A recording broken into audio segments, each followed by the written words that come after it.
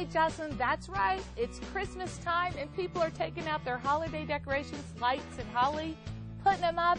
And what do they find? Well, not only a dirty house, but they're also finding cracks in their brick and along their woodwork, foundation problems. I don't know. So with me today is Reese Scruggs with RS Foundations. Reese, it's good to have you here. Hi, Susie. How are you doing today? Yeah, I understand you guys have been in business for a while. Yes, we've been in business about 20 years. We're a family-owned and operated business. What is this house's issue right now? The problem with this house is the lack of rain, the heat we've had this year. It's dropped to about 1.5 inches and it's caused some problems.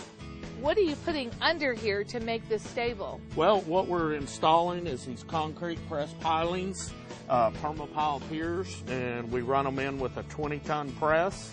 Problem with not fixing it at all is it's going to get worse. It's going to keep getting bad, and then it's going to cost more to fix in the long run. With winter setting in, we could look at a lot of other damages like animals settling into your house, utility bills, that could go up, couldn't they? Yes, it's possible with the gaps in the windows and the cracks in the brick. You're going to lose energy through there. Reese, this would be a great holiday gift for people to give themselves this year. So where can people find you?